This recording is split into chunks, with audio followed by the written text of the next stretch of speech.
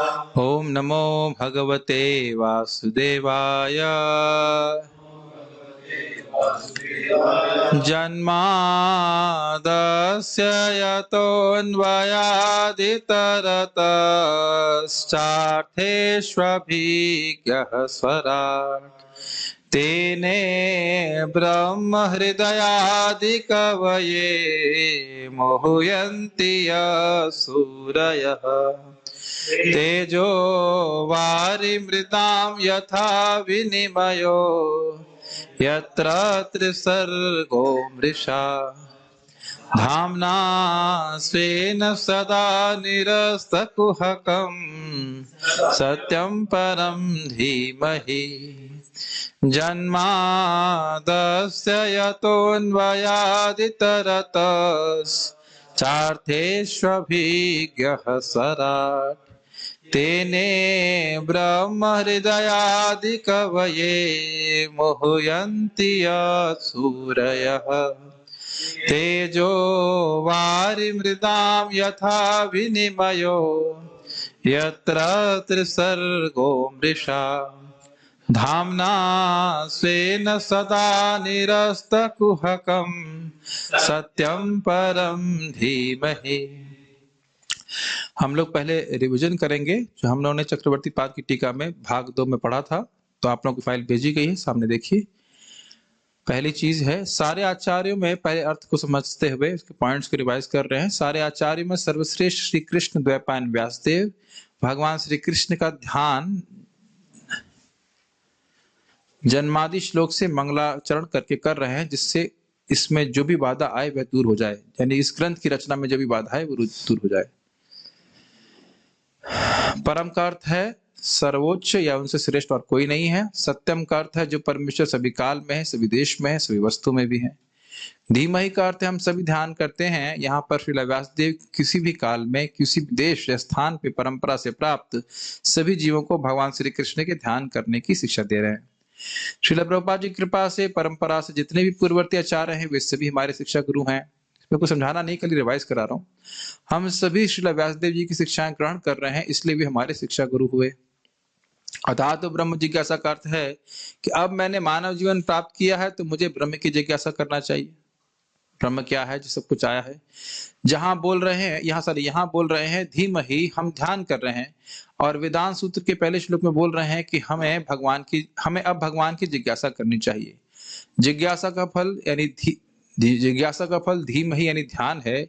इसलिए ये श्लोक वेदांत सूत्र के पहले श्लोक के ऊपर टीका है। ये सब बातें समझ में आ रही? तो बताया गया था कि जब आपको मन में कोई जिज्ञासा होती तो हम सोचते रहते हैं कैसे। Naturally the result of inquiry is meditation. सोचते हैं कैसे होगा, तो इसलिए समझना चाहिए कि टीका है।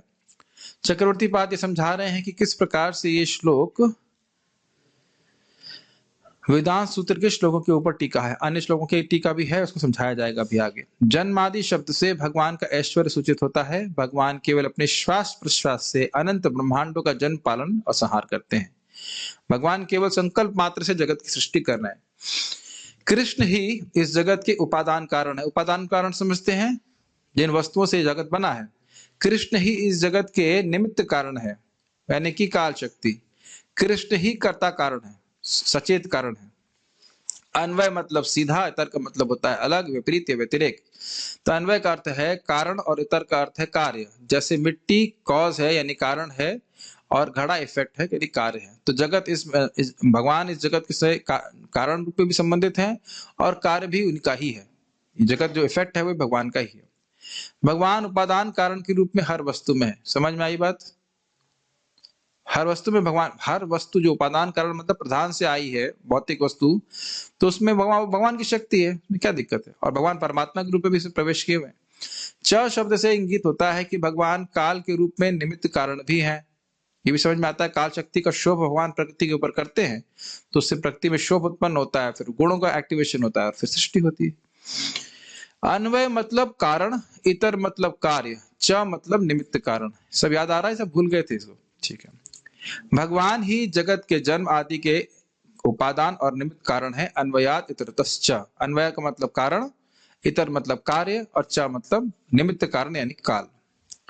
अन्वय इतरतश्च का दूसरा अर्थ, अन्वय का अर्थ है प्रवेश, यह इंगित करता है कि भगवान ही इस जगत की सृष्टि और प्रलय के कारण है, क्योंकि प्रलय में सब कुछ भगवान में प्रवेश कर जाता है।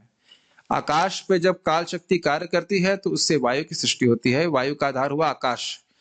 वायु आकाश से अलग है, इतर का अर्थ है अलग। वायु आकाश पर आधारित है और वायु आकाश से अलग है।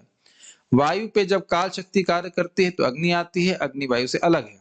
अग्नि से आया जल, जल अग्नि से अलग है, अग्नि जल का आधार है। तो जब ये सब क्यों बोला गया? ताकि इतर शब्द की व्याख्या हो सके। भगवान में सब कुछ प्रवेश करता है प्रलय के समय, भगवान से सब कुछ आता भी है, और सृष्टि के समय भगवान से अलग होता है। अन्वय मतलब प्रवेश, तो सृष्टि के समय बाहर निकला और प्रलय के समय प्रवेश किया। तो इतर मतलब इससे बाहर, भगवान से बाहर दिखाई पड़ता है जगत। जैसे कि अग्नि से जल आता है, तो जब जल की सत्ता समाप्त होती है तो अग्नि में प्रवेश कर जाता है, लेकिन सृष्टि के समय वह अग्नि से अलग दिखता है। समझ में आ रहा है?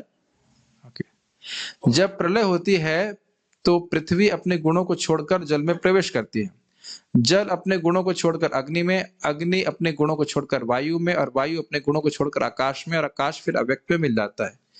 ये बात समझ में आई आप लोगों को? प्रलय के समय भगवान में जगत प्रवेश कर जाता है और भगवान से आता है, ये हुआ अन्वय का अर्थ। इतर का अर्थ है कि पालन की स्थिति में जगत भगवान पे आधारित है लेकिन भगवान से अलग है। ये दूसरा अर्थ समझ में आ रहा है अन्वय और इतर का? मतलब उम्मीद है कि समझ में आ रहा होगा। तीसरा अर्थ, हम केवल जल्दी जल्दी रिवाइज कर रहे हैं, नहीं तो रिवीजन में सारा समय निकल जाएगा। तीसरा अर्थ अन्वय का है शब्दों का तर्कपूर्ण क्रम, इसको अन्वय कहते हैं। कोई पद्यांश है उसको गद्यांश में बोलना, सामान्य शब्दों में वाक्य में बोलना, उसको अन्वय कहते हैं। भगवान इस जगत के जन्म, स्थिति और प्रलय के क्रम है। एक के बाद जो हो रहा है वो क्रम में भी भगवान ही है। ये सृष्टि होने के बाद भी सारे देवताओं की और इंद्रिय विषयों की सृष्टि होने के बाद भी भगवान को उसमें प्रवेश करना पड़ता है, तभी सृष्टि चलायमान होती है। ठीक है। भगवान इस क्रम में जन्म, स्थिति और प्रलय के क्रम में इसके कारण है। यानी कि सृष्टि के समय भी भगवान को प्रवेश करना पड़ा एक के बाद एक, और जब स्थिति हो रही है तो जीव जो विभिन्न कर्म कर रहे हैं उनको फल देने के लिए भी भगवान है, और प्रलय के समय में जब शिव जी में प्रवेश करते हैं भगवान और उनसे सब प्रलय करा देते हैं। तो इस सृष्टि, स्थिति और प्रलय के क्रम में भगवान ही कारण है। पूरा जगत भगवान में ही स्थित है और भगवान इस जगत की हर वस्तु में व्याप्त है। स्पष्ट है बातें? भगवान इस जगत के कारण है, लेकिन भगवान से जगत इतर है, मतलब अलग है। जैसे गाय और गोबर, गाय कारण है लेकिन गाय और गोबर गाय से इतर है, अलग है। सब बातें समझ में आ रही होंगी। च शब्द यह इंगित करता है कि यह जगत भगवान की माया शक्ति का प्रकटीकरण है। इस कारण से माया से पूरी तरह से अभिन्न है, लेकिन भगवान से यह भिन्न है क्योंकि भगवान सच्चिदानंदमय है और ये जगत जड़ है। क्लियर? समझ में आ रहा है? ओके। मैं जल्दी जल्दी खाली पढ़ लिया है रिवाइज करने के लिए। ब्रशअप किसे कहते हैं? Brushing up. अब हम आगे पढ़ते हैं। ठीक है, मैं पेज नंबर 36 को खोलिए। तो हमने यहाँ पे समाप्त किया था कि छोड़ा था श्रीमद् भागवतम वेदांत सूत्र का नैसर्गिक भाष्य है, और यह टीका से स्पष्ट हो रहा है। एक एक श्लोक के व्याख्या के रूप में यहाँ पे टीका में रखा गया है। अब आगे पढ़ते हैं। अब कोई व्यक्ति मान लीजिए एक विरोध प्रस्तुत करे, परंतु मिल गया सबको 36 नंबर पेज। परंतु हाँ, फाइल है, वो पहले दी होगी, जरा उनकी मदद कर सकते। कैन हेल्प विजय प्रभु। परंतु यदि भगवान को इस जगत का उपादान कारण कहा गया तो उनमें तो कोई परिवर्तन नहीं आना चाहिए। इसलिए क्या यह नहीं कहना चाहिए कि भगवान निमित्त कारण है और प्रकृति उपादान कारण है? अब ये बड़ी इंटरेस्टिंग प्रश्न है। ब्रह्म में भगवान अपरिवर्तनीय है, उनमें कोई परिवर्तन या विकृति नहीं आनी चाहिए। तो कह रहे हैं कि अभी आपने कहा कि भगवान उपादान कारण है, मटेरियल कारण है, तो हम तो देख रहे हैं कि भाई प्रधान में शोभ उत्पन्न हुआ, गुणों की साम्यता थी और उसमें शोभ उत्पन्न हुआ, कुछ परिवर्तन हुआ, तभी तो फिर वह महतत्व आया, फिर महतत्व से आगे तत्व आए। तो ऐसे तो आप अगर कह रहे हो कि भगवान उपादान कारण है तो भगवान में परिवर्तन आ गया, वो तो आ नहीं सकता है। तो अब कहना क्या चाहते हैं? मान लीजिए ये कोई ऑब्जेक्शन करे, तो क्या हम ये मान सकते हैं कि भगवान काल शक्ति के द्वारा निमित्त कारण है? ठीक है, लेकिन उपादान कारण थोड़ा ना है, उसमें तो हम देख रहे हैं परिवर्तन आ रहा है। यस, नहीं, ऐसा नहीं है, क्योंकि श्रुति कहती है यह सर्वज्ञ सर्ववित्, वे जो सर्वज्ञ हैं वे सब कुछ जानते हैं। मतलब किसके संबंध में? सर्वज्ञ कौन है? जो सृष्टि करता है उसके संबंध में, जिसने सृष्टि करी है। इसको एक और तरह से समझ लीजिए, यहाँ पे एक मणि होती है, इसे कहते हैं फिलोसफर स्टोन बोलते हैं, हिंदी में क्या कहेंगे उसको? पारस मणि। वह बहुत सारे वस्तुओं से स्पर्श करती है और उनको लोहे को सोने में परिवर्तित कर देती है, लेकिन स्वयं परिवर्तित नहीं होती। तो भगवान अपने संकल्प शक्ति से उपादान, ये जो उपादान है, प्रधान है, उसमें शोभ उत्पन्न करते हैं, लेकिन भगवान में कोई परिवर्तन नहीं आता। Does it make sense? लेकिन क्योंकि भौतिक शक्ति भगवान की ही शक्ति है, इसलिए भगवान को ही उपादान कारण कहा जाएगा। भगवान की ही शक्ति भगवान है, भगवान से अभिन्न है, इसलिए भगवान को ही उपादान कारण कहा जाएगा। ये बात बोली जा रही। There is no difference between potent and potency. So because the material energy pradhan is potency of Krishna, so Krishna is already called the उपादान कारण।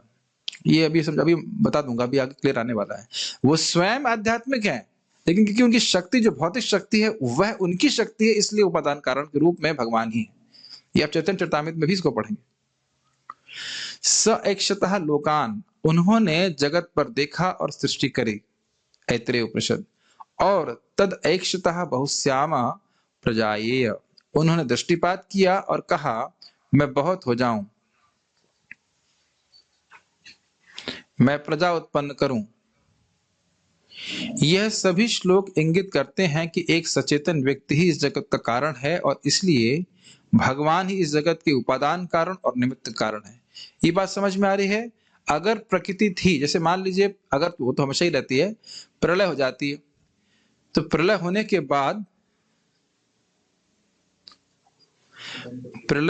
बाद भी भौतिक तत्व रहते हैं प्रधान के रूप में, लेकिन सृष्टि नहीं होती है।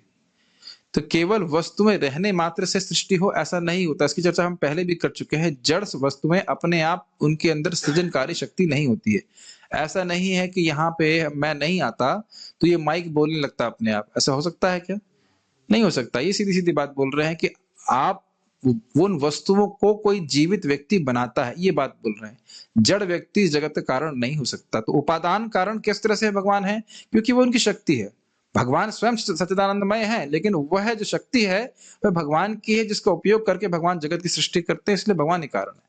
ये बात बोल रहे हैं, इसीलिए इसे हाईलाइट किया जा रहा है। और निमित्त कारण तो आप समझ ही रहे हैं। निमित्त मतलब काल शक्ति का उपयोग भगवान करते हैं और उस कारण से वह जगत की सृष्टि करते हैं। क्योंकि प्रकृति भगवान की शक्ति है और शक्ति शक्तिमान में अभेद होता है। इसको थोड़ा समझ लेना चाहिए, भेद अभेद का अर्थ क्या हुआ। देखिए, शक्ति और शक्तिमान में भेद तो दिख ही रहा है। पावर हाउस और करंट अंतर है या एक ही बात है? पहले अंतर देखने का प्रयास कीजिए। करंट और पावर हाउस में अंतर है कि नहीं? आप यह तो नहीं कह सकते करंट पावर हाउस है, और आप यह भी नहीं कह सकते कि पावर हाउस करंट है। दोनों बात नहीं बोल सकते। करंट को पावर हाउस से अलग कर सकते हैं।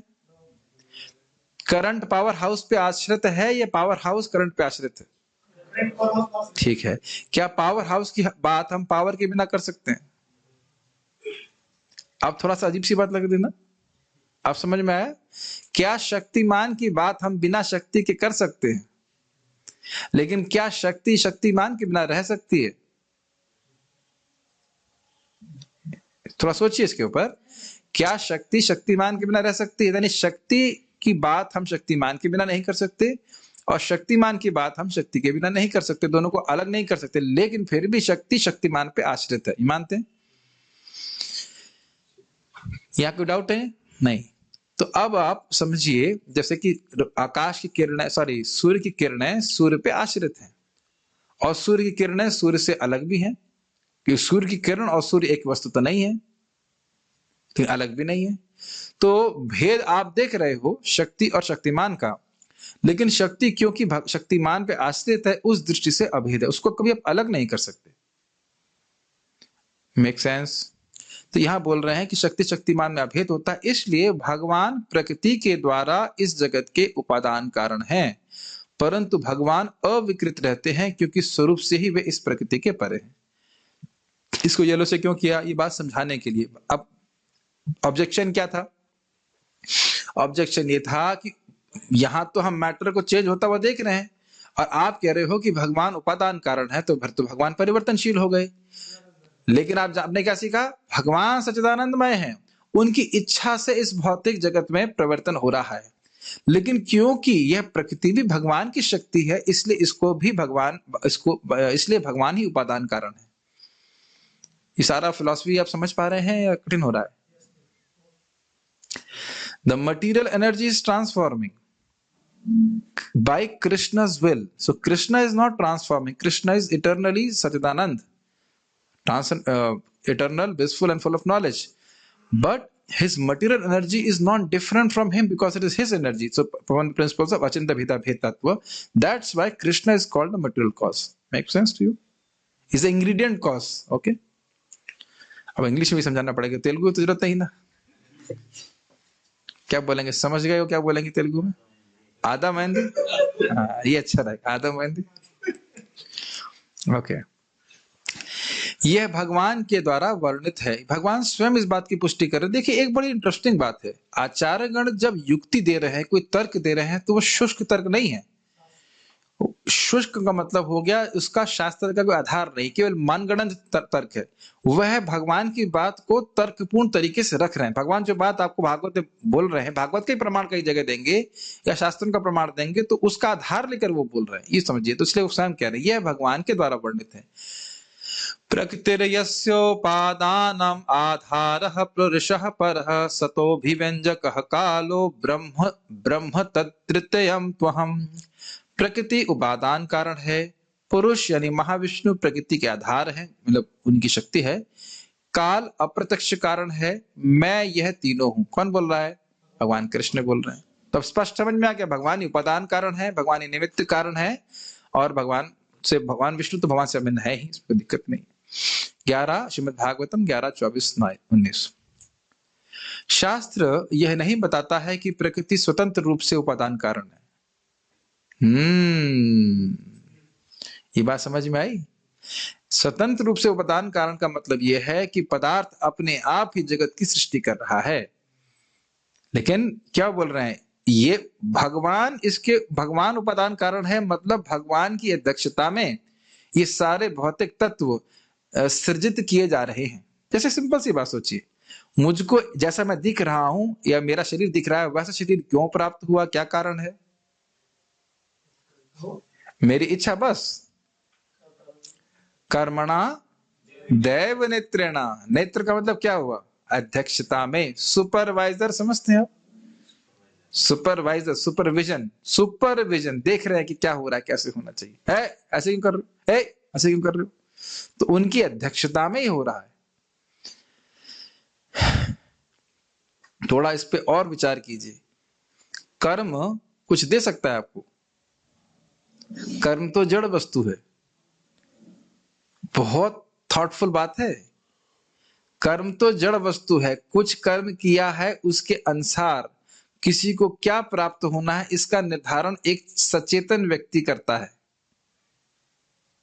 ये बात समझ में आ रही है? Somebody has done some action, somebody who's conscious will decide what should be the result of that action.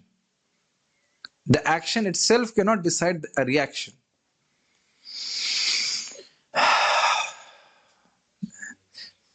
जा रहे हैं, इतना प्रसादम भर लिया कि दिमाग में कुछ जाने की जगह ही बची नहीं है, ऐसा तो नहीं है। प्रसाद कम पड़ रहा है, पेट खाली है, दिमाग भी खाली हो गया। थोड़ा सा फिलोसफिकल बात सोचिए इस पे। तो कर्म का निर्धारण करने वाले भी भगवान हैं, जो कि सर्वज्ञ हैं, वो सब जानते हैं। ठीक है, तो प्रकृति स्वतंत्र रूप से उपादान कारण नहीं है, समझ में आ रहा है? मैटर अपने आप में सृष्टि नहीं कर सकता। जैसे प्रभुपाद जिस पे पूरा किताब लिखी है ना, लाइफ कम्स फ्रॉम लाइफ, इस बात का बार बार खंडन कर रहे हैं कि भगवान इसके पीछे। एक व्यक्ति ने मुझसे प्रश्न किया कि प्रथम श्लोक किस प्रकार से प्रचार में सहायता करेगा। हमने कहा निर्विशेष शून्यवादी पाश्चात्य विस्तार में। इस पे मायावाद का एकदम खंडन हो रहा है, चार गण पूरा उड़ा दे रहे हैं उसको कि तुम बार बार यही बोल रहे हो, यह निर्विशेष से जगत आया है, निर्विशेष अशून्यवाद करना कि शून्य, सब कुछ शून्यता वहां से आ गया ना। इस सब प्रकृति के पीछे कौन है? भगवान है, जो सर्वज्ञ है, जो कॉन्शियस है, जो सब कुछ जानते हैं। Is it not? इसलिए परमेश्वर जो सर्वज्ञ हैं वे ही अपने स्वातंत्र से इस जगत के कारण है। ये बहुत सुंदर बात है, अपने इंडिपेंडेंस से इस जगत को क्रिएट करते हैं, मतलब किसी की सहायता की आवश्यकता नहीं है, और किसी ने बोला भी नहीं कि आप सृष्टि करो, कोई नहीं बोल रहा है, लेकिन खुद की इच्छा से भगवान सृष्टि करते हैं और जानते हैं जब सृष्टि होगी तो बहुत सारे जीव उनकी तरफ देखेंगे भी नहीं। कितनी बड़ी उदारता है। और फिर भी भगवान सब जीवों को शरीर दे रहे हैं, उनको भोग भुगवा भी रहे हैं जो भोग चाहते हैं, और ये भी व्यवस्था कर रहे हैं कि किसी तरह से वह उनकी ओर उन्मुख हो। तो भगवान का धैर्य देख रहे हैं। हम लोग का धैर्य तो 1 साल 2 साल भजन करने के बाद लगता है अरे कुछ नहीं मिल रहा है, ऐसा करके सोच सकते हैं, ऐसा बात नहीं है। लेकिन भगवान की तरफ से देखिए, भगवान ने कितने सालों से प्रतीक्षा की, साल तो कम बोलती मैंने, कितने जन्मों से प्रतीक्षा कर रहे हैं कि व्यक्ति मेरी तरफ उन्मुख हो। इसीलिए किसी भी तरह से भगवान का संपर्क करता है नाम रूप गुण लीला इत्यादि से, तो भगवान बड़े प्रसन्न होते हैं, क्योंकि अब ये बहुत तेजी से मेरी तरफ आने के लिए उन्मुख हो जाएगा। करोड़ों करोड़ों जन्मों में जो बीमारी ठीक नहीं हुई है वो बहुत जल्दी ठीक हो जाएगी। आज मैं भक्तों को बता रहा था इस बात को। कभी कभी लोग सोच सकते हैं अरे भाई एक क्षण में कैसे सारे पाप नष्ट हो जाते हैं। अभी बताते हैं। आपने साइबर क्राइम सुना है? साइबर क्राइम अभी सुना ही है तो अच्छा है, हो जाएगा हमारे संग तो बड़ा दिक्कत होगा। वैसे अकाउंट अगर किसी का नहीं तो कोई दिक्कत नहीं है, लेकिन मान लीजिए अकाउंट में जोड़ जोड़ के पैसे हमने इकट्ठे किए, 10 रुपए 20 रुपए 50 रुपए 1000 रुपए ड्रॉप ड्रॉप ड्रॉप डाले, और मान लो 1 करोड़ हो जाए या 2 करोड़ इकट्ठे हो जाए, और किसी तरह कदाचित किसी व्यक्ति को आपका वो क्या होता है पासवर्ड या पिन मिल जाए, एक बटन दबाएगा बस सारा पैसा खत्म। है ना? संभव है कि नहीं? जो पूरा जीवन में कमाए वो एक बटन दबाने से सारा ट्रांसफर हो जाएगा, खत्म हो जाएगा। इस जगत में हम होता हुआ देखते हैं कि नहीं? बहुत लोगों से ऐसा हो जाता है। तो जब यहाँ ऐसा हो सकता है तो भगवान के नाम में ऐसी शक्ति नहीं है कि जो सारा खत्म करते। और ये भी हो सकता है कि जिसके अकाउंट से पैसा चला जाए उसको बहुत बाद मालूम चले। ये हो सकता है कि नहीं? उसको मालूम ही नहीं चलेगा रे मेरे अकाउंट से सब खत्म हो गया। उसी प्रकार से हरे कृष्णा कर रहा है, मैंने हरे कृष्णा कर दिया तो लोगों को लगेगा नहीं कि मेरे अकाउंट से कुछ नील हो गया, लेकिन एक्चुअली नील हो जाता है। ये भगवान की शक्ति है। लेकिन भगवान भी चोर की तरह बाद में बताते हैं अरे पैसा चोरी हो गया। उसी प्रकार से दिखता रहे मेरे अनर्थ कहाँ चले गए, सब गायब कर देते हैं। भगवान स्वतंत्र है, इसलिए कोई क्वेश्चन नहीं कर सकता कि तुम आपके नाम में इतनी शक्ति कैसे भर के रखी है आपने। कोई क्वेश्चन नहीं कर सकता। आप ऐसे इतने पति से पति जीव को उद्धार कैसे कर देते हैं, कोई क्वेश्चन नहीं कर सकता। हाथी को कैसे आप भगवान के अपने पास लेके गए, कोई भी क्वेश्चन किसी भी प्रकार का भगवान से नहीं कर सकता। स्वतंत्र है, और इसीलिए अपनी कृपा देने में भी स्वतंत्र है। और ध्यान दीजिएगा कि कृपा देने के लिए वो उतावले भी हैं। हमें केवल सेवा करने के लिए उतावला होना चाहिए। कृष्ण वरदान देने के लिए बहुत उतावले हैं। इसको आगे भी हम पढ़ते चलेंगे। जड़ प्रकृति कारण नहीं है, इसलिए यह श्लोक कहता है कि भगवान अर्थेषु अर्थात वस्तुओं के सृजन और संहार के संबंध में अभिज्ञ है। अभिज्ञ का मतलब सर्वज्ञ है, सब जानते हैं। यहाँ पे स्वाभाविक सी बात है कि जीव को इस बारे जीव के लिए नहीं बोला जा रहा, क्योंकि जीव सर्वज्ञ नहीं है। पहले भी व्याख्या हो चुकी है कि अभिज्ञ शब्द यहाँ पे किसी जीव के लिए नहीं आया। जीव बहुत कम जानता है। हम ये भी नहीं जानते कि हमारे सर पे बाल कितने हैं, हमारे सर पे, जबकि वह भी बहुत कम, इजंट इट?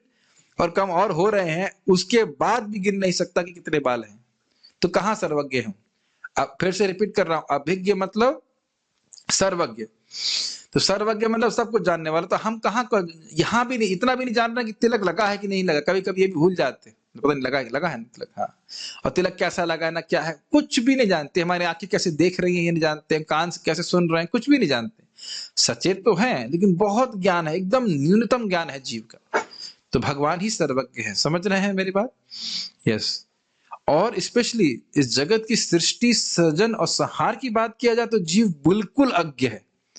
देखिए, अगर प्रकृति के गुणों के बारे में भी बात करें तो गुणों का स्वरूप क्या है समझना बड़ा मुश्किल है। गुणों के प्रभाव को हम कुछ कुछ अनुभव करते हैं, लेकिन वाकई गुण क्या है इसकी धारणा हमारे पास नहीं है, किसी के पास नहीं जानता। जब पूछा गया माया क्या है 11वें स्कंद में, तो माया के स्वरूप का वर्णन नहीं किया गया, माया के कार्यों का वर्णन किया गया। माया भी क्या है भगवान की समझना बहुत मुश्किल है। कुछ वर्णन नहीं किया गया कि माया ये है। त्रिगुणात्मक है ये बोला जा रहा है, लेकिन एग्जैक्टली क्या माया है हम नहीं जानते। तो इस जगत जब माया को ही नहीं जान रहे हैं, गुणों को ही नहीं जान रहे हैं, तो इस जगत के संबंध में सृष्टि स्थिति प्रलय कैसे हो रहा है हम क्या जानेंगे। हम तो सुने हैं ना कि प्रधान है, अब प्रधान है क्या वस्तु हम नहीं जानते। हम एक अंदाजा लगा रहे हैं कि हाँ प्रधान में रजोगुण तमोगुण सतोगुण बराबर अवस्था में, यही पता नहीं कि गुण है क्या, तो उस प्रधान की अव्यक्त स्थिति को आप क्या समझेंगे। मेरी बात समझ रहे हैं, नहीं समझ में आ रही बात। केवल भगवान इसको जानते हैं, भगवान ही जानते हैं और कोई नहीं जानता, ठीक है। इसके द्वारा इक्षतेर ना शब्दम इस वेदांत सूत्र के अर्थ की व्याख्या हुई। तो अब ये बता रहे हैं कि दूसरा, ये कितने 3 श्लोक ले चाहिए, 5वां श्लोक की व्याख्या यहाँ पे हो रही है। इक्षतेर न अशब्दम वेदांत सूत्र का ये 1.1.5 का श्लोक है। इसका अर्थ है कि भगवान का वर्णन शास्त्र द्वारा किया जाता है, यद्यपि भगवान पूर्ण रूप से भौतिक प्रकृति के परे है। ये व्याख्या हो रही है यहाँ पे कि देखिए, जैसे आप यहाँ देखिए, जन्मादि अस्यतः जन्मादस्यतोन्वयात् इतरतश्चार्थेष्वभिज्ञः स्वराट। तो किसका वर्णन हो रहा है, ये किसके गुण है, भगवान का। तो कह रहे इक्षतेर ना शब्दम मतलब शास्त्रों में भगवान का वर्णन है, देखा जाता है। इक्षते मतलब देखा जाता है, समझ में आ रहा है। इक्षते मतलब सुना, यहाँ पे बोला देखा जाता मतलब सुना जाता है, जैसे आप सुन रहे हो, अभिज्ञ स्वराट। तो ये सब भगवान के गुण हैं और ये जीव के गुण नहीं बोले जा रहे हैं। तो इसलिए ये नहीं कहिए कि भगवान निराकार है, उनका वर्णन नहीं किया जा सकता ना, शास्त्र में इसका वर्णन किया जाता है। और इस श्लोक में पहले ही बार में बता रहे हैं भगवान के तटस्थ और स्वरूप लक्षणों का वर्णन हो रहा है। तो यह भी एक टीका है। देखिए सब समझिए मेरी बात, इस श्लोक का अर्थ है कि शास्त्र में भगवान के गुणों का वर्णन है, ये अर्थ है। अब कैसा वर्णन है, जन्मादस्यतोन्वयात् इतरतश्चार्थेष्वभिज्ञः स्वराट, ये एक्सप्लेनेशन है कि नहीं, नहीं समझ में आ रहा। Translation of the shloka is कि भगवान के गुणों का वर्णन, भगवान के लक्षणों का वर्णन शास्त्र में है। तो भागवतम के पहले श्लोक में ही क्या स्वरूप और तटस्थ लक्षणों का वर्णन भगवान का नहीं है। तो आप समझ में आया कि क्या वर्णन है। अगर पूछे कोई क्या वर्णन है, तो उसकी टीका के रूप में यहाँ पे समझाया जा रहा है कि भगवान के सब गुण हैं। तो इस प्रकार से इक्षते ना शब्दम की व्याख्या भी श्लोक में हो रही है। बहुत सिंपल है, इट्स नॉट दैट डिफिकल्ट। सूत्र का अर्थ यह है कि जिस ब्रह्म का वर्णन हुआ वह जगत का कारण है। जन्मादि से ब्रह्म जिज्ञासा के बारे में बात हो रही थी, अर्थात तो ब्रह्म जिज्ञासा, वह ब्रह्म कैसा है, ऐसा क्यों, क्योंकि ऐसा देखा जाता है जगत के कारण के संबंध में प्रतिपादन करने वाले श्रुति वाक्यों के समूह में भगवान के विषय में विशेष विचार देखे अर्थात सुने जाते हैं, जो भगवान को जगत के कारण के रूप में वर्णित करते हैं। इसलिए ब्रह्म अनिर्वचनीय नहीं है। ऐसा नहीं है कि भगवान को शास्त्रीय प्रमाण के द्वारा प्रमाणित नहीं किया जा सकता, भगवान के संबंध में शास्त्र प्रमाण है। ये समझा रहा था अभी। अथातो ब्रह्म जिज्ञासा, मुझे ब्रह्म की जिज्ञासा अब करनी चाहिए। तो कोई कहेगा नहीं, ब्रह्म तो वर्णन के ही परे है, तुम जिज्ञासा कैसे करोगे। तो अब यहाँ ये बोल रहे हैं ना, वह ब्रह्म, अच्छा, जन्मादि अस्यतः, बड़ा इंटरेस्टिंग बात है, 2 श्लोकों को पकड़िए। अथातो ब्रह्म जिज्ञासा, मुझे ब्रह्म की जिज्ञासा करनी चाहिए, अब मैं ब्रह्म की जिज्ञासा करूंगा। वो ब्रह्म कैसा है, जन्मादि अस्यतः, वह ब्रह्म इस जगत का कारण है। अब कोई कहे नहीं ब्रह्म तो हम वर्णन नहीं कर सकते, तो कहते हैं ना इक्षतेर ना अशब्दम, ये ऐसा नहीं है कि हम उनको वेद के वचन से नहीं समझ सकते हैं। वेद में, भागवत में यह प्रमाण मिल रहा है कि भगवान का वर्णन शास्त्र में देखा जाता है। देखा जाता है मतलब श्रवण किया जाता है। अब समझ में आ रहा है किस प्रकार से टीका हो रही, ये बात बोल रहे हैं। तो ये नहीं सोचना चाहिए कि भगवान का वर्णन नहीं, जैसे पहले भी मैंने बताया कि कुछ लोग यही व्याख्या करते हैं कि वो अलख निरंजन है, उनको नहीं देख सकते, उनका निराकार है, लेकिन ऐसी बात नहीं है। जब बोल रहे अभिज्ञ है मतलब एक व्यक्ति है, स्वराट है तो मतलब एक व्यक्ति है कि नहीं। तेने ब्रह्म हृदय यह, हृदय यह मतलब जिसने, जिसने मतलब भगवान, एक व्यक्ति ने, बार बार व्यक्ति के बारे में बोला जा रहा है। तो समझना चाहिए कि वो व्यक्ति है, इसमें अनिर्वचनीय वाली बात नहीं है। हाँ, उनका अनुभव कैसे प्राप्त होगा, जब व्यक्ति भगवान की भक्ति करेगा वेदानुसार, शास्त्रानुसार, तो भगवान अपने स्वरूप को प्रकट करेंगे। तो इसलिए ये नहीं कह सकते कि भगवान का स्वरूप का वर्णन नहीं हो सकता।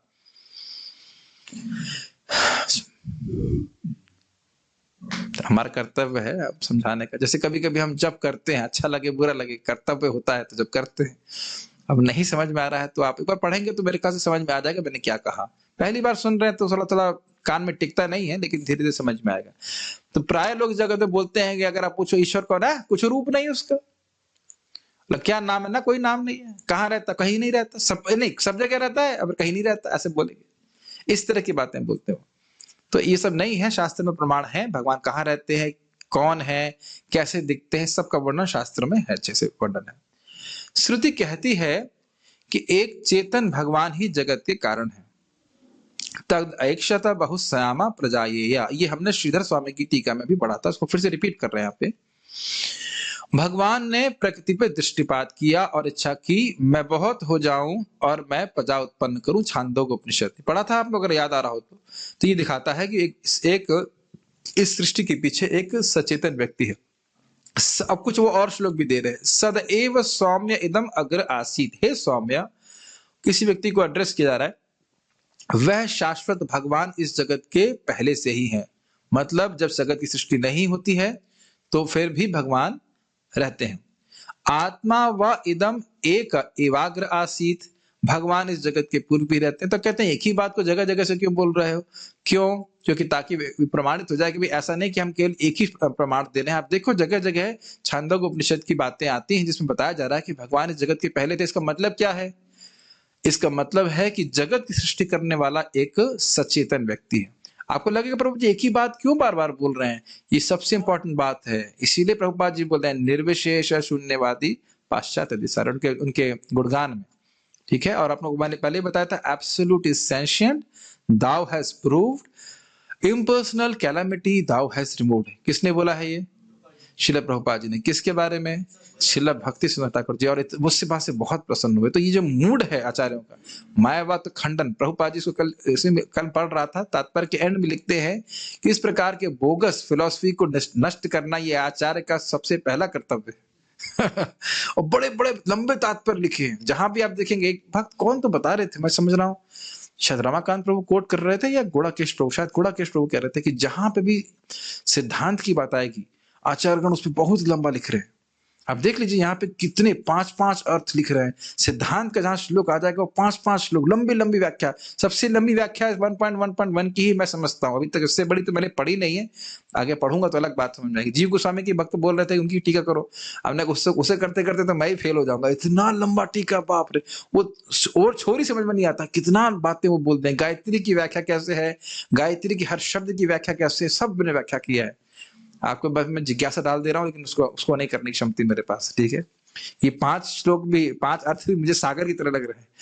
तो खैर जो भी है, लेकिन यहाँ बार बार ये बात आ रही कि Krishna is conscious, then if you are conscious of this then will become Krishna conscious.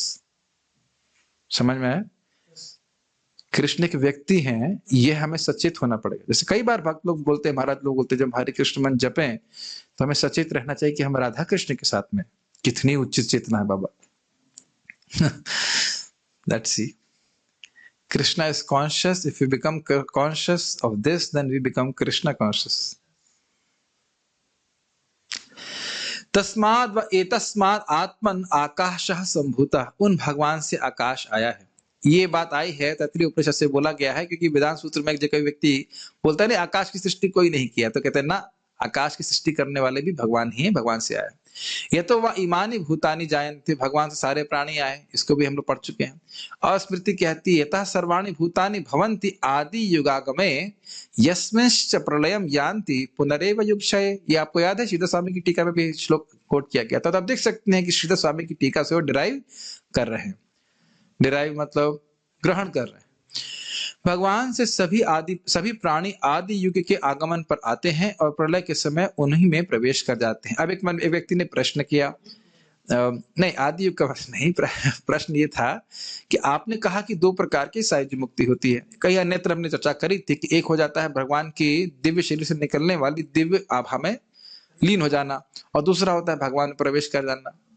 तो ये प्रलय के बाद जो प्रवेश करते हैं महाविष्णु के शरीर में, क्या वही प्रलय है, वही प्रवेश है, वही मुक्ति है? अच्छा प्रश्न था, तो अच्छा क्लियर कर लीजिए, ऐसा नहीं है। जो व्यक्ति जब सृष्टि हो रही है और तब जब वह भजन कर रहा है, भजन मतलब साधन कर रहा है, ज्ञान इत्यादि का आश्रय ले रहा है, और वह कदाचित अगर भगवान के शरीर में मिलना चाहता है तो वह उसमें प्रवेश करता है। लेकिन प्रलय के बाद सभी जीव, चाहे वो भजन किए हों या नहीं किए हों, वो महाविष्णु के शरीर में रहते हैं, लेकिन फिर जब सृष्टि होती है तो फिर वह आ जाते हैं। अब जिसको भगवान विष्णु के शरीर में प्रवेश करने के बाद सायुज्य मुक्ति प्राप्त होती है, वो अगली सृष्टि में आएगा या नहीं आएगा इस पे मैं कुछ नहीं कह सकता, लेकिन वह भजन करके शरीर में प्रवेश किया है।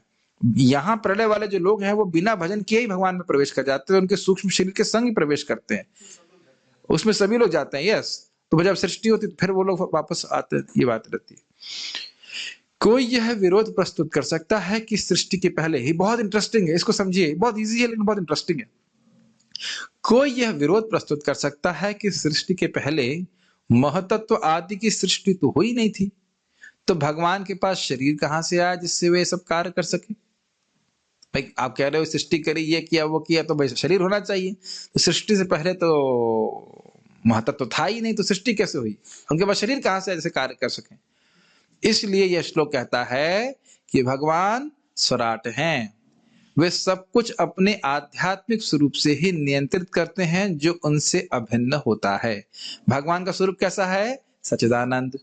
और कैसा है? स्वराट। वो प्रकृति के ऊपर, महतत्व आदि के ऊपर निर्भर नहीं करता है, वो उनकी इच्छा मात्र से प्रधान में दृष्टिपात किए, प्रधान में गुणों में शोभ उत्पन्न किए, उससे महतत्व आया और महतत्व से फिर आगे सृष्टि होती है।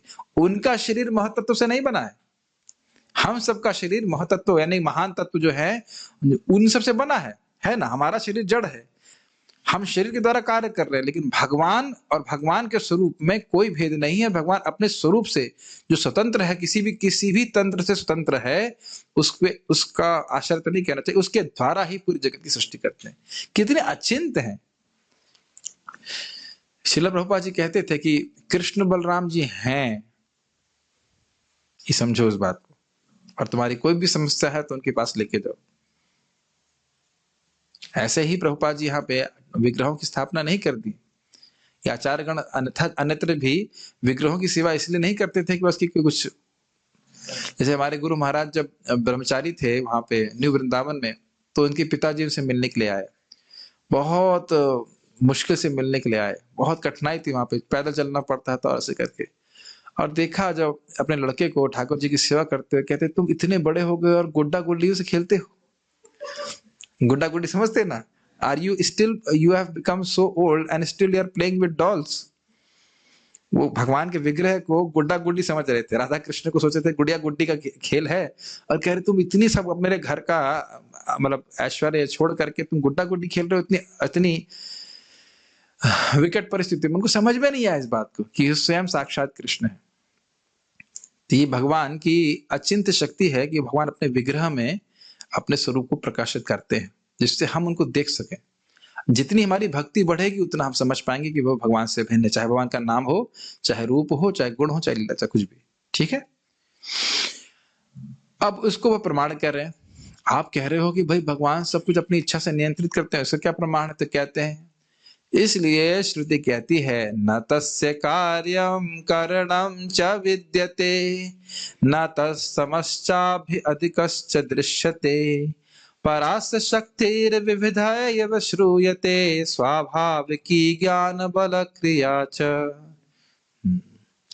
न तस्य कार्यम करणम च विद्यते। उनके लिए कोई कार्य करणीय नहीं है। करण का अर्थ होता है, एक अर्थ बड़ा सुंदर अर्थ है, करण का अर्थ होता है इंद्रियां। तो उनको अपनी इंद्रियों को हिला करके कोई कार्य करने की जरूरत नहीं। ऐसा कोई कार्य नहीं कि उनको करना पड़े इंद्रियों के द्वारा। ध्यान दीजिएगा, इसका अर्थ यह नहीं कि अपनी इंद्रियों से वो कार्य नहीं करते, लेकिन विद्यते ऐसा नहीं कि अब मान लो ने खाना है तो उनको हाथ बढ़ाना ही पड़ेगा, वो आंख देख के भी खा लेंगे, आंख से देख के भी खा लेंगे। समझ में आ रहा है मनोज प्रभु? भगवान को ऐसा नहीं कि दांत चबाना ही पड़ेगा, खा ले, बिना दांत चबाए ही सब कुछ खा सकते हैं। सूंघ लेंगे तो भी खा लेते हैं, देख लेंगे तो भी खा लेते हैं। संकल्प मात्र से पूरी जगत की सृष्टि कर लेते हैं, संकल्प मात्र से पुत्र उत्पन्न कर लेते हैं। मेरी बात समझ में आ रही है आप लोगों को? न तत्समश्चा भी अभ्यधिकश्च दृश्यते, न तो उनसे कोई समान देखा जाता है और न उनसे कोई अधिक होता है। ये भी आप गुण भगवान का जानते हैं। परास्त शक्ति विविधैव श्रूयते, तो फिर ये करते कैसे हैं कि उनकी बहुत सारी शक्तियां है। परास्त शक्ति विविधैव श्रूयते, बहुत सारी, विविध मतलब बहुत सारी शक्तियां हम सुनते हैं। स्वाभाविकी ज्ञान बल क्रिया च, जो स्वभाव से ही काम करती हैं, उनसे उनका ज्ञान होता है, उनका बल और क्रिया बहुत सुंदर है। भगवान का ज्ञान स्वाभाविक है। क्या हमारा ज्ञान स्वाभाविक है? नहीं, हमको बहुत एजुकेशन की जरूरत पड़ती है। भगवान किसी वस्तु को देखने मात्र से उसके बारे में जान लेते, ऐसे तो जानते ही हैं, लेकिन देखने मात्र से जान लेते। ये बहुत अच्छी बात है। जब आप भगवान के सामने जाते हो तो क्या आपको अपना स्वरूप याद रहता है? नहीं। लेकिन क्या भगवान को आपका स्वरूप याद रहता है? कभी इसे विचार कीजिए। मैं और आप, हम एक दूसरे को एक दूसरे के शरीर के अनुसार देखते हैं, एक दूसरे की बुद्धि के अनुसार देखते हैं। Yes, no? यस, क्योंकि शरीर दिखता है। लेकिन भगवान शरीर तो नहीं देखते। भगवान के पास शक्ति है कि हमारा जो स्वरूप है उस देखने की शक्ति भगवान के पास है। बहुत गंभीर बात है कि भगवान भक्त को उसकी वर्तमान स्थिति में नहीं देखते हैं। वो जानते हैं, देखते हैं कि आज ये भक्ति कर रहा है तो आगे कैसा हो जाएगा, उसके अनुसार उससे आदान प्रदान करते। क्या प्रमाण है? अपि चेत सुदुराचारो भजते माम अनन्य भाग साधुरेव मंतव्य सम्यक व्यवस्थित सह क्षिप्रम भवति धर्मात्मा शाश्वत शांतिम निगच्छति कौन्तेह प्रतिजानिहि न मे भक्तः प्रणश्यति। दो श्लोक को एकदम पकड़ के चलना चाहिए हम लोग। भले ही जगत में, इस जीवन में कोई बहुत बड़ा गलत कार्य भी कर दे, लेकिन अगर व्यक्ति मेरा अनन्य भजन करने में लगा कि मैं कृष्ण की भक्ति नहीं छोड़ूंगा, तो ऐसे व्यक्ति को साधु ही मानना चाहिए। क्यों? कह रहे बहुत जल्दी भक्त बहुत शुद्ध हो जाएगा, साधु बन जाएगा, धर्मात्मा बन जाएगा। साधु तो है, धर्मात्मा बन जाएगा, उसमें कोई अधर्म नहीं रहेगा, धर्म ही उसकी आत्मा होगा, उसके हृदय में कोई अधर्म नहीं रह जाएगा। शाश्वत शांति निगच्छति, शाश्वत रूप से वो शांति को प्राप्त कर मेरे धाम में आ जाएगा। यानी भगवान तो उसका भविष्य देख रहे हैं, भगवान उसका भविष्य देख रहे हैं। मैं व्यक्ति की बात कर रहा था, वो कह रहे थे कि एक एस्ट्रोलॉजर बोले कि तुम्हारा ये दुख आएगा, वो दुख आएगा, तुम्हारा कुछ सुख भी आएगा। हमने कहा उस एस्ट्रोलॉजर ने ये बताया था कि तुम हरे कृष्णा करने लग जाओगे, है ना? हमने कहा इसको पता ही नहीं रहेगा। कोई एस्ट्रोलॉजर नहीं बोल सकता कि आप हरे कृष्णा करने लग जाओगे। हम तो कोई सुने नहीं आज तक। किसी को भी चार्ट दिखा दीजिए, वो ये नहीं बता सकता कि यह व्यक्ति हरे कृष्णा करने लग जाएगा। ये हो सकता है बता देगा थोड़ा धार्मिक हो जाएगा, इतना बोल सकता है, लेकिन यह नहीं बोल पाएगा कि वह हरे कृष्णा करने लग जाएगा, इस्कॉन में चला जाएगा। ऐसा बहुत मुश्किल है। नहीं तो कोई लड़का ब्रह्मचारी बनता ही क्यों? सभी के, ऑलमोस्ट सभी लड़कों के चार्ट तो माता पिता ने दिखाई लिखा है, उसमें कहीं लिखा है इस्कॉन डिवोटी का ब्रह्मचारी बन जाएगा। ये सब भगवत इच्छा से होता है, भगवान की कृपा से होता है। वह हमारे उन कर्मों को देते हैं जो हमारे लिए अच्छे हैं, जो नहीं है तो हटा कर देते हैं। तो प्लीज ध्यान रखिए कि भगवान का ज्ञान इस प्रकार का है, और भगवान अपने भक्त को फ्यूचर के हिसाब से देखते हैं, कितना अच्छा डिवोटी बन जाएगा, वो कितने जन्म लगेंगे, सो वो भगवान इस प्रकार से देखते हैं। बल स्वाभाविक बल है। ऐसे आप देख ही रहे हो कि पूतना को मारने के लिए भगवान को एक्सरसाइज करने की जरूरत नहीं। एक जगह प्रभुपाद जी, एक शिष्य ने भगवान कृष्ण को या भगवान श्री राम को, मुझे याद नहीं, दोनों के में से किसी एक फोटो को बॉडी बिल्ड के 6 पैक की तरह दिखा दिया, होता ना पेट 6 पैक और मसल्स के संग। तो प्रभुपाद जी डांटे ना, कृष्ण का जो विग्रह है वो बहुत सुकोमल है, वो ऐसे बॉडी बिल्डर की जरूरत नहीं है उसको। हाँ, कृष्ण के था, कृष्ण जी, भगवान कृष्ण जो है गिरिराज जी को उठाए हुए हैं, तो सोच रहा था गिरिराज जी को उठाए होंगे तो बहुत बड़ा बॉडी बिल्डर होंगे, तो कहते ना वो भगवान की मसल दिखा दी, कहते ना स्वाभाविक ज्ञान, स्वाभाविक। हम लोग बोलते हैं स्वाभाविक है उनके लिए, उन कुकिंग तो नेचुरल है उनके लिए, या कुछ और कार्य करना तो बड़ा आसान है, आसानी से कर लेते हैं। तो उनके लिए ज्ञान, बल और क्रिया, बाकी सारी जो भी कुछ भी क्रिया है उनके लिए बड़ा स्वाभाविक है, उन्हें कुछ सीखने की जरूरत नहीं पड़ती। लेकिन फिर भी ब्रज में सीखते हैं, वो एक अलग बात है, लीला की बात अलग है, लेकिन तत्व की दृष्टि से भगवान कुछ करना नहीं पड़ता। यस प्रभु, माइक पे पूछिए, अगर कुछ कहना चाहते हैं माइक दे दीजिए। तो ये सब हम पहले समझ रहे हैं, श्लोक क्यों कोट किया जा रहा है, इसमें संदेह नहीं करना चाहिए कि भगवान संकल्प मात्र से पूरे जगत की सृष्टि कर लेते हैं। यस फिर जैसे आपने कहा कि भगवान की कृपा से हमें, तो ये हमारे कर्म है या फिर हमारे को मतलब शुद्ध भक्त की कृपा से ये सब चीजें? भक्ति केवल, अभी आप पढ़ लेंगे आगे जाके 1.2.4 में, अहेतु की अप्रतिहता में, भक्ति भगवान के भक्तों की कृपा से ही प्राप्त होती है। कर्म वर्म उसमें कुछ भी नहीं, किसी भी कर्म को करने से भगवान श्री कृष्ण की भक्ति प्राप्त नहीं हो सकती, एकदम स्पष्ट। अभी हम भक्ति परक व्याख्या भी पढ़ेंगे, इसमें 5वां अर्थ होगा अभी, मतलब आने वाले समय में। भगवान के भक्तों की कृपा से ही, गुरु कृष्ण प्रसाद पाए भक्ति लता वृक्ष। आप उसमें कुछ भी नहीं कह सकते कि मैंने कंबल बांटे या कुछ किए तो हमें कृष्ण की कृपा मिली, ना, वो है ही नहीं। हाँ, यदृच्छिक किसी तरह से अनजाने में हमने किसी भक्त की सेवा कर दी, वह मान सकते हैं, उसके बाद भक्ति कृपा हो जाती है। ये बात हम लोग पढ़े थे इसमें कि अनजाने में ही भक्तों का संग हो जाता है, कुछ पुण्य रहा हो कुछ कारण से, जैसे तीर्थों में आ रहा है तो आके कृष्ण कथा सुनने लग गया, भक्तों का संग करने लग गया, अलग बात है। लेकिन जो श्रद्धा जी बात कर रहे थे हम, जहाँ से भक्ति शुरू होती है, इसे रियली भक्ति शुरू होती है, इसे कहते हैं वह जानबूझ करके, अब उसे अच्छा लगने लगा तो जानबूझ करके योजना बना बना करके साधु संग करता है, तो उस प्रकार के साधु संग में से कृष्ण की कृपा प्राप्त होती है, अब आगे भक्ति करता जाता है। लेकिन ये बड़ा सुंदर बात है कि किसी कर्म को करने से भगवान की भक्ति प्राप्त नहीं होती, भक्ति करने से ही भक्ति प्राप्त होती। भक्त्या संजात्या भक्त्या, ये शास्त्र का वचन, स्वयं भगवान कृष्ण बोलते हैं। क्योंकि एक जगह प्रभुपाद जी से एक भक्त, माइक पे बोलिए। एक जगह प्रभुपाद जी से एक भक्त ने पूछा, वो फॉरेनर डिवोटी थे, कि मतलब हाँ वो सब संपन्न है और मतलब ऐसे भौतिक दृष्टि से सभी तरह से उन्हें भौतिक दृष्टि से संपन्न है, तो उन्होंने कहा कि भाई आप यहाँ आए तो मतलब ये भगवान की कृपा है, मतलब हमारे पुण्य है। तब प्रभुपाद ने आप कहा, नहीं मिस कर रहे हैं पॉइंट। भौतिक संपन्नता का भगवान की भक्ति से कोई संबंध नहीं है। नहीं तो जब नल कुबेर और मणिग्रीव को भगवान देख रहे थे तो कह रहे ना, इन भोगियों से मेरा कोई मतलब नहीं, लेकिन क्योंकि मेरे भक्त ने, नारद जी ने कहा, इसलिए मुझे इनका उद्धार करना है। एकदम स्पष्ट प्रभुपाद जी वहां पे समझाते हैं। तो धन का देखिए, धन से कोई व्यक्ति योग्य नहीं हो गया और निर्धनता से कोई व्यक्ति अयोग्य नहीं हो गया, और दोनों ही बातें में बाधा नहीं है। धन कोई भक्ति करने में बाधा नहीं है और निर्धनता भी कोई भक्ति करने में बाधा नहीं है। भक्ति करने की एकमात्र योग्यता यह है कि व्यक्ति भक्ति करना चाहे, भक्ति करने की इच्छा, और वह इच्छा कैसे डेवलप होती है? भक्तों की कृपा से। समझ रहे हैं? और कृपा का मूल अर्थ समझिए, कृपा मतलब भक्त प्रसन्न हो जाए। भक्तों को कृपा होती ही तब है जब किसी तरह से हम सेवा करें जिससे भक्त प्रसन्न हो जाए।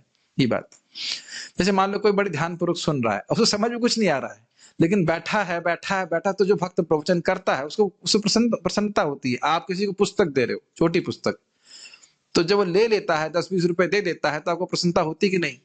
या सोचते अरे कहाँ दिन खराब हो गया, उसने किताब ले ली, ऐसा तो कोई सोचता नहीं है। तो मेरे गुरु महाराज हमको बात को समझा रहे थे कि भले ही उसको कुछ नहीं लगा, उसने कुछ दिया, उसने कहा 10 रुपए दे दी, कौन सी बड़ी बात, लेकिन उसने एक भक्त को संतुष्ट किया, चाहे वो कितना छोटा सा छोटा भक्त भी क्यों ना हो, और उसके पास भी भक्ति है कुछ मात्रा में। ये समझ रहे हैं? एक बार भी हरे कृष्ण बोला है तो यहाँ भक्ति का अकाउंट बढ़ गया, फिर हरे कृष्ण बोला फिर और बढ़ गया, फिर हरे कृष्ण बोला फिर और बढ़ गया। ये चक्रवर्ती पाद बताते हैं 6.2.9-10 में, पहले ही नाम से सारे पाप खत्म, और जितने अगले आप हरि नाम बोल रहे हो उससे भक्ति बढ़ रही है। भक्ति बढ़ाने के लिए, कृष्ण का आस्वादन करने के लिए हरि नाम कर रहे हो, कृष्ण के नाम रूप गुण लीला का पाप काटने के लिए नहीं कर रहे। ये सब बातें और स्पष्ट होंगी जब अगर हम वहां तक पहुंच सके तो समझ में आ रहा है। भगवान की स्वाभाविक है सब कुछ, ज्ञान बल क्रिया, तो इच्छा मात्र से वो जगत की सृष्टि कर देते हैं। भगवान में कोई भौतिक कार्य कारण नहीं है, उनका ज्ञान बल और क्रिया स्वाभाविक है। भौतिक कार्य कारण मतलब समझ रहे हैं, इस जगत में कोई वस्तु कार्य है और कारण है, लेकिन भगवान निरअवयव है, उनमें कोई ये मिट्टी गारा ये सब इस प्रकार के पदार्थ नहीं, पूरी तरह सच्चिदानंदमय शरीर स्वरूप उनका है। कोई यह विरोध कर सकता है, ये तो आसान सा होगा, समझ में आएगा, पहले भी हम पढ़ाए हैं इसको। कोई यह विरोध कर सकता है कि जगत सृष्टि के संबंध में ब्रह्मा जी स्वतंत्र हैं, क्योंकि श्रुति कहती है कि हिरण्यगर्भ संवर्तताग्रे भूतस्य जातः पतिरेक आसीत। ब्रह्मा जी सभी जीवों के पहले उत्पन्न हुए, केवल वही थे। ये बात आपको याद आ रही? श्रीधर स्वामी की टीका में पढ़े थे, तो कुछ अंश आपको श्रीधर स्वामी का मिलेगा और कुछ उसका विस्तार भी प्राप्त यहाँ पे होगा। इसलिए ब्रह्मा जी हमारे उपास्य होने चाहिए, उनका ध्यान करना है क्या? तो इस श्लोक की दूसरी पंक्ति से यह शंका दूर जाती है। इसको व्याख्या हम नहीं करना है क्योंकि इसकी व्याख्या हम पहले कर चुके हैं। तेने अर्थात उन परम सत्य भगवान ने ब्रह्म अर्थात वेदों का ज्ञान आदि कव्य अर्थात ब्रह्मा जी के हृदय में प्रकाशित किया, इसलिए ब्रह्मा जी भगवान पर निर्भर है। ये तो स्पष्ट है। परंतु कोई विरोध कर सकता है, यह जगत विदित है कि ब्रह्मा जी ने वेद किसी से नहीं पढ़े हैं, यह सत्य है, ये सब बातें फॉलो कर पा रहे होंगे आप। परंतु उन्होंने हृदय में इस ज्ञान को भगवान से प्राप्त किया। इसको श्रीमद् भागवतम में कहा गया है, प्रचोदिता ये न पुरा सरस्वती वितन्वता जस्य सतिम स्मृतिम हृदि स्वलक्षणा प्रादुरभूत किलास्यतः समय ऋषीणाम ऋषभः प्रसीदताम। वहां पे भी श्री स्वामी जी इसको कोट किए थे। जिन्होंने सृष्टि के प्रारंभ में ब्रह्मा के हृदय में शक्तिशाली ज्ञान का विस्तार किया और सृष्टि तथा अपने विषय में पूर्ण ज्ञान की प्रेरणा दी, और जो ब्रह्मा के मुख से प्रकट हुए प्रतीत हुए, वे भगवान मुझ पर प्रसन्न हुए। ये क्या, कौन प्रतीत हुए? वह ज्ञान प्रतीत हुआ कि ब्रह्मा जी के मुख से प्रकट हो रहा है। ब्रह्मा जी के मुख से भगवान प्रकट हुए हो, यह मैं नहीं जानता। नाक से तो प्रकट हुए ऐसा बोल सकते हैं, लेकिन नाक से ऋषभ देव तो प्रकट नहीं हुए थे, वराहदेव प्रकट हुए थे। अब नाक को मुख कहा जाए तो नहीं है, क्योंकि एक्चुअली प्रभुपाद तात्पर्य में उसको पढ़ेंगे 2.4.22 में तो यही बोले कि ब्रह्मा के मुख से जो ज्ञान है वह निकला, वेद का ज्ञान निकला। तो कोई कहेगा करे तो वेद के प्रणेता ब्रह्मा जी हुए, तो ना, वेद का ज्ञान भगवान ने हृदय में प्रकाशित किया, वह उनके मुख से बाहर निकला। जैसे जब भगवान से प्रार्थना करने के लिए सभी देवता पहले ब्रह्मा जी के पास गए, तो ब्रह्मा जी भगवान के पास सब देवताओं को लेके गए, और उसके बाद वे समाधिस्थ हो गए। तो बोल रहे हैं ब्रह्मा जी, लेकिन टोन है भगवान विष्णु का। मैं मतलब भगवान विष्णु बोल रहे हैं ब्रह्मा जी। जैसे आपने देखा होगा यहाँ पे कभी कभी किसी पर भूत आ जाता है, तो भूत बोलता है, बोल रहा है उस आदमी की इंद्रियों की तरह, मैं भीकू बोल रहा हूं, और वो हो सकता है स्त्री हो। ऐसा देखिए कभी आप? बहुत बार ऐसा होता है। जब भी मैं भूतों के एग्जाम्पल ले लेता हूँ तो कोई ना कोई बाद में फोन करता है, प्रभु जी वो प्रवचन में आप बोल रहे थे भूत भगाने वाले के बारे में, उसका नंबर मिलेगा क्या? उन्होंने कहा, अरे भाई इसी के लिए प्रवचन नहीं हो रहा है, खाली एक उदाहरण देने के लिए ऐसा कहा जा रहा है कि देखा जाता है कि स्त्री को भूत है, वो बोलती है मैं भीकू बोल रहा हूँ। नहीं, वो एक अलग बात है, शपथ वाली बात अलग है। यहाँ पे बात है कि अंदर बैठा कोई व्यक्ति बोल रहा है, तो भगवान विष्णु बोल रहे हैं ब्रह्मा जी के मुख से। प्रसिद्ध है, आप भागवतम पढ़ेंगे 10वें स्कंद में, तो वहां पे लिखा हुआ है, वहां ब्रह्मा जी ध्यानस्थ हैं और बोल रहे हैं, और बोल रहे हैं ऐसा कि विष्णु भगवान बोल रहे हैं कि मैं अवतरित होऊंगा, देवता लोग भी अवतरित हों, उनकी पत्नियां भी यदुकुल में जन्म लें, इस प्रकार से। तो सभी लोग यही मान रहे हैं कि हम ब्रह्मा जी से नहीं सुन रहे हैं, हम भगवान विष्णु से सुन रहे हैं। भगवान विष्णु भूत नहीं है, मैं खाली बोल रहा हूँ कि भगवान विष्णु हृदय में के आविर्भूत होकर के उनसे बुलवा रहे हैं। तो समझ रहे हैं यहाँ पे कि जो ज्ञान है, जो अभी तक मैं समझ पा रहा हूं उसमें, कि जो ज्ञान भगवान जी के मुख से प्रकट हुआ, वे उनके हृदय में भगवान ने ही प्रकट कराया था। ठीक है। साथ ही ब्रह्मा जी के द्वारा यह कहा गया है कि, अब देखिए यहाँ पे एक और टीका, देखिए एक श्लोक तो श्रीधर स्वामी का लिए वो, लेकिन वो एक और बात बोल रहे हैं, किं वा सुदृष्टुम हृदय में तदेव, मैं उन भगवान को अपने हृदय में उस समय क्यों नहीं देख पाया। अब इसको समझने का प्रयास कीजिए। ये ब्रह्मा जी 10वें स्कंद में 14वें अध्याय में छोटे बाल कृष्ण को प्रार्थना कर रहे हैं, और वह स्मरण कर रहे हैं कि जब सृष्टि हुई और उन्होंने तपस्या करी, तो भगवान को देखना चाहे तो नहीं देख पाए थे हृदय में। तो यानी कि भगवान को हृदय में देखने के लिए ब्रह्मा जी स्वतंत्र नहीं है। जब उन्हें देखने का प्रयास किया तो उनको एक शब्द सुनाई पड़ा, तपस्या करो। तो जब तपस्या किए तब अकस्मात भगवान उनके हृदय में उनको दिखाई पड़े। तो हम समझ गए कि भगवान के संबंध में जो ज्ञान है उसके लिए भी ब्रह्मा जी भगवान पे निर्भर हैं, वो स्वतंत्र नहीं है। तो एक तो आप श्रीधर स्वामी जी का श्लोक देखे ही, साथ साथ एक और प्रमाण भागवत से ही वो दे रहे हैं। मेरी बात आप समझ पा रहे होंगे। थोड़ा थोड़ा देखिए, यहाँ इसलिए कठिनाई हो रही है कि कुछ बातें जो लोग पहली बार सुन रहे हैं भागवत, जो एकदम पहली बार सुन रहा है उसे तो कुछ भी समझ में नहीं आ रहा होगा, मैं जानता हूं। लेकिन ये प्रवचन किस लिए हो रहा है? ये बहुत बड़े फ्यूचर को देख के हो रहा है। जैसे जैसे भक्त लोग प्रगति करते जाएंगे और वह भागवतम को श्लोकों को समझते जाएंगे, उनके जो प्रश्न है उनके उत्तर धीरे धीरे करके समझते जाएंगे, थोड़े बड़े हो जाएंगे इसे कहना चाहिए, तो आगे जाकर के वो बातें समझ में आ जाएंगी। जब ये श्लोक मान लीजिए हम 14वें अध्याय को पढ़ेंगे, मान लो इसी जीवन में पढ़ पाए, तो हम समझ पाएंगे कि यह श्लोक यहाँ पे क्यों कोट करा जा रहा है। अभी तो मैं एक रेफरेंस दे रहा हूं। अब अगर किसी को पढ़ना है, थोड़ा देखना है, तो आगे जाके जंप करे, थोड़ा जंप करना पड़ेगा, उसे कृष्ण बुक पढ़नी, कम से कम कृष्ण बुक पढ़े तो समझेगा। समझ रहे हैं? और चैतन्य चरितामृत में भी यही कठिनाई हो जाती है, क्योंकि वहां तो भागवतम को लेफ्ट राइट कोट किया जाता है। तो अगर आपको समझना होगा तो कम से कम कृष्ण बुक तो जरूर पढ़ना होगा। 10th कैंटो की बहुत सारी बातें इसमें रखी जाती हैं। तो इसीलिए भागवतम पूरा करने के बाद चैतन्य चरितामृत सही रूप से समझ में आती है।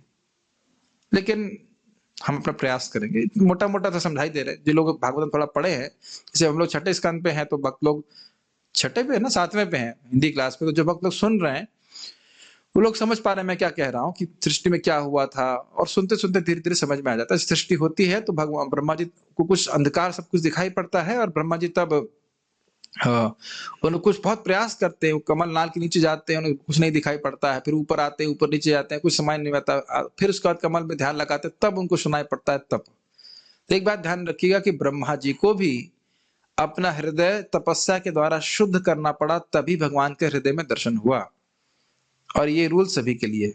अगर हृदय में भगवान नहीं दिख रहे, सीधी सी बात है, हृदय गंदा है। इसमें कुछ चीजें पूछने की जरूरत नहीं है कि मेरा हृदय शुद्ध हुआ है या नहीं हुआ। जैसे हरे कृष्ण बोले हृदय में कृष्ण दिखने चाहिए, नहीं दिख रहे हैं, हृदय गंदा है, अभी मेहनत की जरूरत है। सीधी सी बात है, जब आप बर्तन सफाई कर रहे हैं, कौन बताता है कि बर्तन साफ हो गया? खुद ही समझ में आ जाता है कि इसमें कालिक है कि नहीं है, रगड़िए, उसमें सफाई अंदर से आना चाहिए। सफा जो बर्तन है दिखना चाहिए। This make sense. जब हम शीशा साफ करते हैं तो कौन बताता है कि शीशा साफ हुआ कि नहीं हुआ? खुद ही देख लेते हैं, यहाँ पर इसमें अब जो है प्रतिबिंब ठीक ठीक दिखाई पड़ रहा है। Make sense? ठीक है। तो यही बात यहाँ पे बोल रहा था मैं कि जब ब्रह्मा जी ने तपस्या की और भगवान अब समझ गए कि हाँ इनका हृदय पूरी तरह शुद्ध हो गया, तो स्वयं ही उनके हृदय में स्फुरित हो गए। तो यहाँ वो बोल रहे हैं कि क्यों मैं भगवान आपको नहीं देख पाया? अगर मैं स्वतंत्र था तो देख सकता था, लेकिन ना, मैं स्वतंत्र नहीं था। मैं मतलब ब्रह्मा जी स्वतंत्र नहीं थे, और उन्हें तपस्या करनी पड़ी, भगवान पे आश्रित हुए, भगवान की प्रसन्नता पे आश्रित हुए, तब वे भगवान को देख पाए। बहुत सारी बातें इस पे सीखने के लिए। गायत्री मंत्र के अर्थ को इस प्रकार ब्रह्मा जी के हृदय में भगवान के द्वारा प्रकट किया गया था। इसकी बात की भी व्याख्या हमने पहले भी करी थी कि भगवान श्री कृष्ण की दिव्य बांसुरी की दिव्य ध्वनि ये गायत्री मंत्र है, और इसके द्वारा ब्रह्मा जी दीक्षित हुए, तो उनको भगवान का ज्ञान इस प्रकार से हुआ। तो गायत्री मंत्र की व्याख्या भी यहाँ पे हो रही है, कुछ कुछ समझ में आ रहा है। अब तो बहुत इजी है, इस खाली पढ़ने मात्र समझ में आ जाएगा। ऐसा मत्स्य पुराण में कहा गया है कि यत्राधिकृत्य गायत्री वर्णयते धर्म विस्तरः वित्रासुर वधोपेतम तद भागवतम इष्यते। उन्होंने, इसकी व्याख्या नहीं करूंगा, खाली पढ़ दे रहा हूं। उन्होंने श्रीमद् भागवतम को कहा जिसमें श्री वृत्तासुर के वध का वर्णन है, और जिसमें गायत्री से प्रारंभ करके विस्तार से धर्म का वर्णन है। एक अन्य पुराण में कहा गया है। अब ये भागवत को कैसे इंगित कर रहे हैं, इतना आसान मत सोचिएगा कि केवल यही बातें, हाँ आप तो बस खाली पढ़ना होगा, समझना नहीं होगा। अभी और ऐसी बातें आएंगी जहां पे समझाना होगा, तो बस जो इजी बातें वो जल्दी पढ़ते रहे। ग्रंथो अष्टादश सहस्रो द्वादश स्कंद संमितः हयग्रीव ब्रह्म विद्या यत् वृत्र वधस्तथा गायत्र्याश्च समारंभस् तद्वै भागवतम विदुः। श्रीमद् भागवत वह ग्रंथ है जिसका प्रारंभ गायत्री मंत्र से होता है, और जिसमें 18,000 श्लोक हैं, 12 स्कंद हैं, और जिसमें हयग्रीव ब्रह्म विद्या और वृत्तासुर के वध का वर्णन है। हयग्रीव ब्रह्म विद्या जानते हैं? ये थोड़ा समझ में नहीं आया होगा। अश्विनी कुमारों ने ब्रह्म विद्या की शिक्षा प्राप्त करने के लिए दधीची ऋषि से कहा। तो दधीची ऋषि के पास इंद्र आए, कहा कि अगर ज्ञान दिया तो गर्दन काट दूंगा। ये भी दिक्कत है। सोचिए, अगर भाई गीता भी ब्रह्म विद्या है, कोई बोले अगर तुमने गीता बोली तो गर्दन काट देंगे, तो डर लगेगा कि नहीं? तो दधीची बड़े संकोच में पड़ गए कि भाई ये तो यहाँ तो गर्दन जाएगी हमारी यहाँ पे प्रवचन करने पे। तो अश्विनी कुमार ने कहा कोई चिंता नहीं है, हम आपकी गर्दन पहले ही काट देते हैं। ये भी और अद्भुत बात है। शिष्य कहे गुरु जी आपकी गर्दन पहले ही काट देते हैं। कितना विश्वास होगा उनको अश्विनी कुमार पे, है कि नहीं? और उसके बाद हम आपके सर पे घोड़े का गर्दन लगा देंगे, उससे आप हमको शिक्षा दीजिएगा, फिर इंद्र आके आपकी गर्दन फिर काट देंगे और फिर चुप कर देंगे। ये लोगों को कपोल कल्पना लगेगी, लेकिन इस प्रकार की टेक्नोलॉजी कह लीजिए या ज्ञान पहले था। तो हम क्या बात कर रहे थे? हाँ, तो इस प्रकार से इसीलिए हयग्रीव विद्या, हयग्रीव ब्रह्म विद्या कहते हैं। ग्रीवा मतलब गला, और हय मतलब अश्व, घोड़ा। तो हयग्रीव विद्या, उन्हें घोड़े के मुख से उन्हें ब्रह्म विद्या दिया। ये भी कितना रोचक होगा ना, गुरु जी का मुख जो है वो है घोड़े कैसा है। इस संबंध में मजाक, हाँ, सुबह जो आप हयग्रीव गाते हैं, राम कृष्ण हयग्रीव, वो अलग है। वो हयग्रीव भगवान के अवतार हैं। जब वेद चोरी करा के ले गया था असुर, नाम क्या था उसका? मधुकैटभ, जहां तक स्मरण आ रहा है मेरे को, मधुकैटभ है ना। मधुकैटभ नाम के जो असुर थे वो चोरी करके ले गए थे वेद के ज्ञान को, तो ब्रह्मा जी विमोहित हो गए, तब हयग्रीव नाम के भगवान का अवतार हुआ था। ये चीजें। लेकिन यहाँ हयग्रीव ब्रह्म विद्या मतलब दधीची वाली। कहाँ थे? कोई तर्क कर सकता है शायद ब्रह्मा जी को वेदों के सत्य का ज्ञान अपने आप ही हो गया हो। ये पढ़े थे कि नहीं पढ़े थे आप लोग श्रीधर स्वामी की टीका में? अपने मन में जैसे कोई सोते समय कोई अनुभूति प्राप्त कर लेता है, सोए सोए के व्यक्ति सीख जाता है कभी कभी। इस तर्क का उत्तर देते हुए इस श्लोक में कहा गया है कि ब्रह्मा जी के पास इस ज्ञान को प्राप्त करने की स्वतंत्र शक्ति नहीं है, क्योंकि यह वेदों का ज्ञान तो महान लोगों को भी भ्रमित कर देने वाला है। ये तो सूर्य हम मोहयंती, तो हम पहले भी पढ़ चुके हैं, इस बात को जानते हो। यह वेदांत सूत्र के एतेना नेतिरोनुपपत्ते श्लोक की व्याख्या करता है, जिसके अनुसार सत्यम ज्ञानम अनंतम ब्रह्म मंत्र जीव को नहीं अपितु भगवान को इंगित करता है, क्योंकि जीव परक व्याख्या अयुक्तिपूर्ण होगी। ये बात समझ में आ रही? तो समझाता हूं। वह ब्रह्म, उसका उस ब्रह्म का वह ब्रह्म सत्य है। सत्य का अर्थ समझते हैं? हर देश हर काल हर वस्तु में। क्या जीव हर देश हर काल वस्तु में है? नहीं। उसका ज्ञान अनंत है, उस ब्रह्म का ज्ञान अनंत है। तो क्या जीव का ज्ञान अनंत है? नहीं है। तो ये सत्यम ज्ञानम अनंतम ब्रह्म जो है, यह एक जीव की व्याख्या नहीं करता। जीव परक मतलब जीव को नहीं समझा रहा है, ये भगवान का ही वर्णन कर रहा है।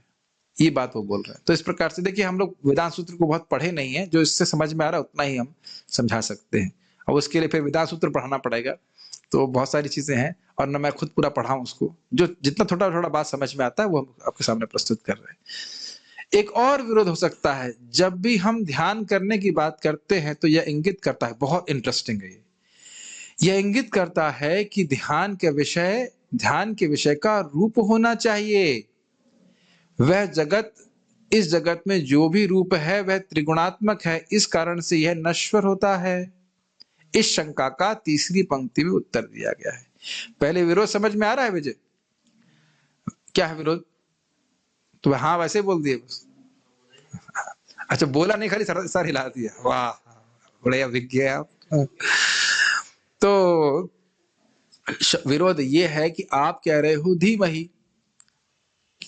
आप इस समय किसका ध्यान कर रहे थे मैं पूछूंगा नहीं, लेकिन किसी ना किसी का ध्यान कर रहे थे, श्लोक का ध्यान नहीं कर रहे थे, है ना? उस ध्यान में आपको दो चीजें दिख रही थी, नाम और रूप। मैं नहीं पूछूंगा किसका नाम, किसका ध्यान कर रहे थे, और मैं ये भी पूछूंगा नहीं कि रूप क्या आ रहा था। ये दोनों चीज नहीं पूछ रहे हैं। लेकिन इस जगत में केवल ध्यान हमारा नाम और रूप का ही होता है, ये बात मानते हैं? ठीक। तो अब मान लो, ये देखिए कितना सूक्ष्म विचार किए हैं। कह रहे हैं कि आप कह रहे हो धीमहि, तो धीमहि तो मतलब जगत में तो भाई हर वस्तु आप देख रहे हो भौतिक ही है, तो क्या भगवान का जिस पे आप ध्यान कर रहे हो उसका रूप भी त्रिगुणात्मक है, ये कहना चाहते हो? विरोध देखिए, जब विरोध समझ में आएगा तो उसका प्रतिपक्ष उत्तर समझ में आएगा। क्या किसी ऐसी वस्तु का ध्यान कर रहे हो जो इस जगत की त्रिगुणों से बनी हुई है? भाई उसी का तो ध्यान तो सब लोग करते हैं। क्या चलो भगवान का ध्यान नहीं कर रहे हैं, हर व्यक्ति किसी ना किसी का ध्यान कर रहा है कि नहीं? किसी का रूप का, नाम का, नाम याद आता है, रूप याद आता है, यस नो? यस। तो क्या आप यह कह रहे हो कि जिस ब्रह्म का आप ध्यान कर रहे हो वह त्रिगुणात्मक है, मटीरियल है, भौतिक है, ये कहना चाहते हैं आप? ये मान ली शंका हो, यह एक प्रकार का विपर्य है, तब्दीली है। तब ये मैंने रखा नहीं था, ये पता नहीं कहां से लग दिया, जिसने एडिटर ने लग दिया। तब्दीली शब्द मैंने यूज नहीं किया था, उर्दू नहीं उर्दू नहीं डालूंगा, ये उर्दू किसी ने गड़बड़ कर दिया है, उसको दूंगा नहीं एडिटिंग करने के लिए। भाई उर्दू मत रखिए, संस्कृत और हिंदी चलेगी, तब्दीली नहीं है, व्यत्यास कहते हैं। विपर्य का मतलब होता है व्यत्यास, एक्सचेंज। तब्दीली कहां से आ गया? हाँ, ये लग रहा गूगल ट्रांसलेट यूज कर लिया, उन्होंने सब बर्बाद कर दिया। तो तब्दीली से नहीं है, विपर्य मतलब व्यत्यास, एक्सचेंज बोला था। जिस जो वस्तु है उसके बदले में कुछ और दिख रहा है, या किसी वस्तु का आभास किसी और वस्तु के बदले में होना, जैसे पानी में प्रकाश दिखना, या पृथ्वी में जल दिखना, या कांच के रूप में पृथ्वी जल जैसी दिखती है। ये बात समझ रहे हो आप? एक वस्तु के बदले में कुछ और दिखती है, उसे व्यत्यास या विनिमय, विपर्य कहते हैं। परंतु यह सब एक अज्ञ व्यक्ति को दिखता है। इस प्रकार व्यक्ति झूठ में ही यह सोचता है कि भगवान का पूर्ण चिद घन विग्रह प्रकृति के 3 गुणों से रचा गया है। त्रिसर्गः। आप समझ में आए वो क्या कहना चाहते हैं? ऐसा मत सोचो कि जब हम भगवान पे ध्यान कर रहे हैं तो किसी भौतिक स्वरूप पे ध्यान कर रहे हैं। वह स्वरूप कैसा है? सच्चिदानंद। और वो प्रकट कैसे होता है उसको आगे बता रहे हैं। प्रकट आगे बताएंगे। प्रकट होता है जब हम भगवान की भक्ति करते हैं। जैसे अभी हम श्याम सुंदर का स्मरण करते हैं तो बाह्य व्यक्ति क्या सोचेगा? किसी मूर्ति का स्मरण कर रहे हो, लेकिन क्या मूर्ति का स्मरण कर रहे हैं? ना, वह भगवान का सच्चिदानंद स्वरूप है। और जो शुद्ध भक्त है उनके लिए वो एकदम अनुभूत है कि किस प्रकार से कृष्ण साक्षात यहाँ पे खड़े हैं। Does it make sense? उनसे भक्तों से बात भी करते हैं। आज क्या है वो? प्रतिमा नहीं तुम्हें साक्षात ब्रजेंद्र नंदन। चैतन्य चरितामृत में हम सुनते हैं भक्त महाप्रभु से भगवान से बोलता है, विग्रह से बोलता है कि तुम प्रतिमा नहीं हो, आप प्रतिमा नहीं हो, साक्षात ब्रजेंद्र नंदन हो। और उनसे बात कर रहा है और वहां पे भगवान बोलते हैं, अरे मैं तो विग्रह हूं, मैं चल कैसे सकता हूं? तो भक्त क्या बोलता है? अरे जब आप बोल सकते हैं तो आप चल भी सकते हैं। तो इतना उन्नत भक्त होना चाहिए कि जो भगवान से आदान प्रदान कर सके। वरदराज जी से कांचीपूर्ण बात करते थे और वरदराज जी आज भी हैं। Isn't it? कांची कहाँ पे है स्थान? कांचीपुरम में, यस, प्रसिद्ध है। उसके बाद कौन से रंगनाथ जी से नहीं, कौन बात करता था मैं भूल रहा हूँ, रामानुजाचार्य जी बात करते थे, छोटा गोपीनाथ, ऐसे जगन्नाथ, कितने सारे भक्त हैं इस प्रकार से जिसमें भगवान बात करते हैं, उनसे दर्शन देते हैं। तो यह है क्या लग रहा है? जो अज्ञ है उसको क्या लग रहा है? अरे ये तो जड़ पदार्थ है, लेकिन वो है क्या? सच्चिदानंदमय। मैं प्लीज समझिए मेरी बात को। भगवान इसी जगत में देख लीजिए, भगवान का विग्रह जो मंदिर में होता है वो भक्त समझ रहे हैं, भक्तों के सामने प्रकाशित है कि सच्चिदानंद विग्रह है। महाप्रभु जगन्नाथ जी को देख के बेहोश हो जा रहे हैं, ठीक, लेकिन जो अज्ञ व्यक्ति हो कैसे जाए, तो मूर्ति मात्र है। तो कैसे हो रहा है? विनिमय। जो वस्तु चिन्मय है वो उनको भौतिक दिख रही है। विनिमय समझ रहे हैं? एक्सचेंज में है वो वस्तु आध्यात्मिक, लेकिन लग रहा है वो भौतिक है। ऐसे ही जब भगवान यहाँ साक्षात भी आते हैं तब भी लोग उनको सामान्य व्यक्ति मानते हैं। दुर्योधन को देख लीजिए। आप मेरी बात समझ पा रहे हैं? यत्र या क्या था? तेजो वारी मृदाम यथा विनिमय यत्र सर्गो मृषः। जिस प्रकार से जल में पृथ्वी में जल ऐसे दिखता है, ऐसे अज्ञ व्यक्ति को भगवान का तेजोमय शरीर सच्चिदानंदमय शरीर भौतिक दिखाई पड़ता है। मृषा मतलब अर्थ क्या लिया गया था यहाँ पे? झूठ में ही सोचता है, वह झूठ सोचता है, वह गलत सोचता है कि भगवान का जो सत्य शरीर है वह भौतिक है। श्लोक, हाँ प्रभु बोलिए, माइक पे बोलिए। अगर वो श्लोक मन में छपा हुआ है तो इन सब शब्दों के अर्थ को समझने में कोई कठिनाई मैं समझता हूँ नहीं होनी चाहिए। हाँ जी प्रभु। इससे बता रहे थे आपके उत्तम अधिकारी जो होते हैं वो भगवान को सच्चिदानंद स्वरूप को देखते हैं। हाँ, तो जो कनिष्ठ भक्त है वो तो अपने आंखों के अनुसार ही देखेगा। यस, तो उसके दृष्टि के अनुसार तो भौतिक ही दिखेगा उसे। यस, ये अच्छा प्रश्न है, बहुत अच्छा प्रश्न है प्रभु जी का। अच्छा, मैं कुछ बोलना भी चाह रहा था, मतलब अच्छा प्रश्न कर दिया। कनिष्ठ व्यक्ति को क्या दिखाएगा? ये तो मूर्ति है, इसीलिए कान खोल के सुनना होगा प्रभुपाद जी से कि नहीं ये साक्षात भगवान है। यही प्रभुपाद जी बोले, if you do not do श्रवण कीर्तन श्री विग्रह विल बिकम गल गृह। समझते हैं? अगर आप श्रवण कीर्तन नहीं करेंगे तो भगवान का विग्रह जो है वो श्री विग्रह है, लेकिन वो गल गृह, गले की फांस जैसा लगेगा। अरे कहाँ मेरे गुरु महाराज ने ये सब फंसा दिया मेरे को सेवा करने के लिए। तो हम लोग भले ही अपने जड़ इंद्रियों से सब देख रहे हैं, लेकिन श्रद्धा जड़ नहीं, श्रद्धा शास्त्रीय है। मतलब अभी अनुभव हो या ना हो, लेकिन जो शास्त्र वर्णन कर रहा है उसके अनुसार में कार्य कर रहा है। Does it make sense? इसीलिए टाइम से भगवान को खाना देते हैं, मंगलाटी टाइम से होता है, सब कुछ साफ तरह से होता है। ये समझते हुए कि साक्षात भगवान है। क्यों हम लोग चखते नहीं खाना?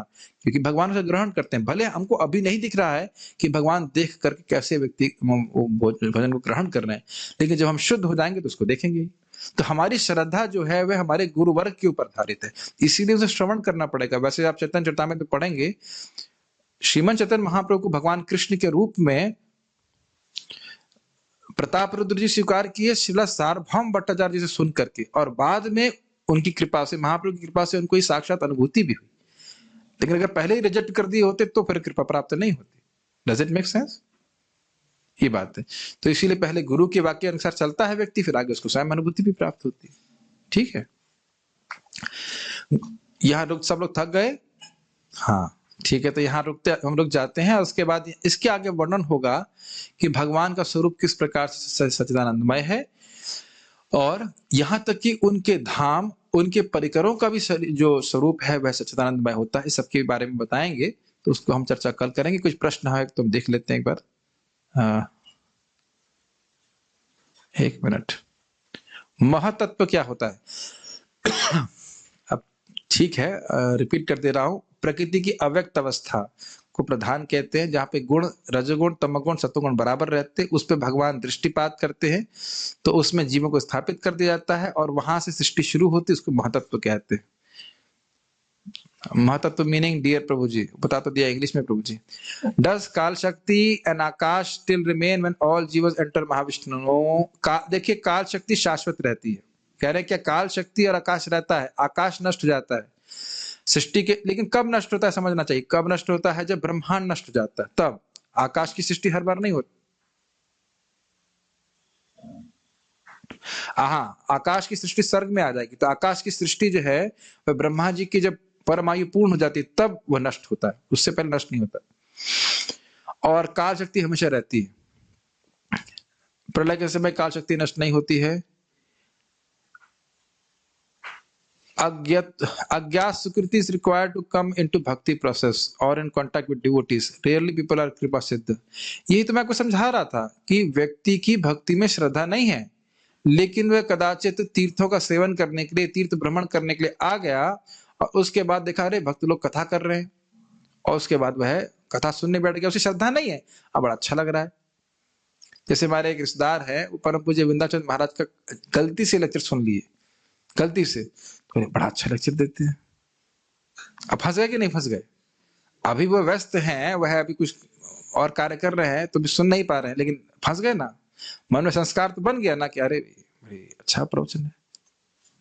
अब कितना समझ में आया ये बहुत संदेह है, लेकिन अच्छा तो लगा ना। तो गलती से भी भक्तों का संग हो गया, उसके बाद फिर जैसे मैं अपने जीवन में देख रहा हूं यहाँ पे कि पता नहीं क्या था, लेकिन हम लोग को पर्सनालिटी डेवलपमेंट के लिए कोर्स हो रहा था नेक्टर ऑफ इंस्ट्रक्शन नहीं, सॉरी नामनिष्ठ प्रभु के द्वारा। और मेरे जाने की इच्छा भी नहीं थी, लेकिन वहां पे वो क्या कहते हैं अटेंडेंस थी, वो कंपलसरी थी, इसलिए चला गया। कुछ भी पता नहीं था कि क्या बोलने वाले हैं। और फिर प्रभुपाद जी ग्रंथ मिल गए, वो आज भी याद है, पाइनएप्पल हलवा मिल गया और हरे कृष्ण मंत्र मिल गया। वह भी पता नहीं था हरे कृष्ण मंत्र क्या होता है। तो ये आप जो कह रहे हैं बिल्कुल सही बात है। वो पहले की सुकृति भी रहती है, और सुकृति ना भी हो तो भी भक्त लोग प्रीचिंग करते रहते हैं, कीर्तन करते रहते हैं, तो वह कान में चली जाती है, तो सुकृति का निर्माण भी हो जाता है। बहुत सारे तरीके चीजें, लेकिन इस पे बहुत अच्छा एक भक्त बोल रहे थे कि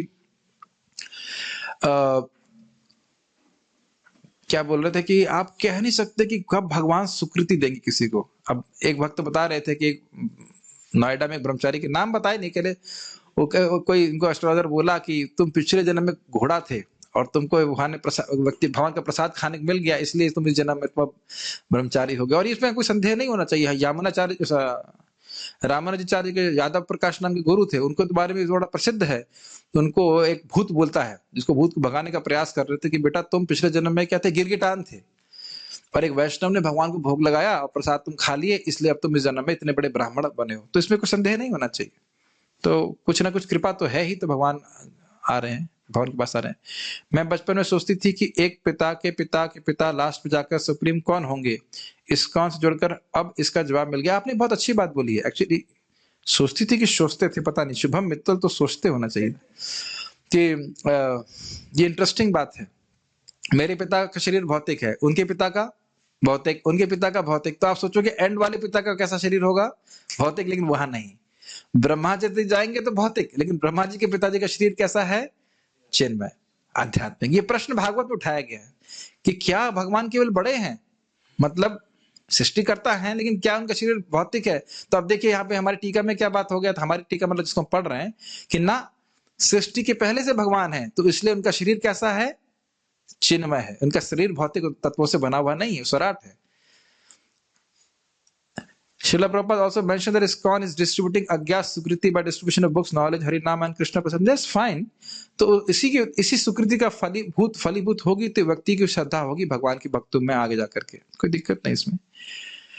Can we bring Tulsi plant from ISKCON temple for japa? क्या दिक्कत है? ये सब प्रश्न कहाँ से आ रहे हैं? ये भागवत के बारे में प्रश्न कीजिए, तो प्रश्न ठीक है, लेकिन ये सब प्रश्न आप व्यक्तिगत पूछ सकते हैं। धीरे धीरे महत्व बताइए।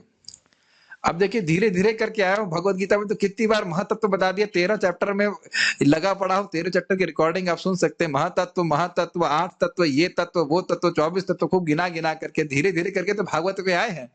अब ये कोर्स तो क्या कह सकते हैं, ग्रेजुएशन लेवल का हो रहा है ना, ग्रेजुएशन बोलते हैं प्रभुपाद, क्या बोलते हैं, तो इसमें जितना समझ में आया उसको धारण कर लीजिए, बाकी धीरे धीरे समझ में आएगा। जब हम तीसरे स्कंद को पढ़ेंगे तो और वहां पे व्याख्या की जाएगी।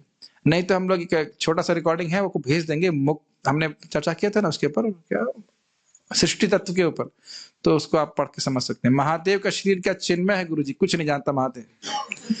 महादेव जी बड़े अद्भुत हैं। भगवान शिव जी के तत्व को समझना बहुत मुश्किल है, क्योंकि ना वो जीव हैं और ना पूरी ना विष्णु तत्व है ना जीव है, लेकिन भगवान विष्णु के स्वरूप ही हैं, तो उसके बारे में हमको समझना बड़ा मुश्किल है। ये जीव गोस्वामी बात बोलते हैं कि जैसे एक दीपक है और वो कालिक से ढका हो, कालिक से ढका हुआ दीपक पूर्ण प्रकाश नहीं देता है, उस प्रकार से विष्णु तत्व जब तमोगुण से ढके हैं, ऐसा वो एक्सप्लेन कर रहे हैं, शब्दों को समझिएगा इस प्रकार से, तो वह शिव तत्व कहलाता है।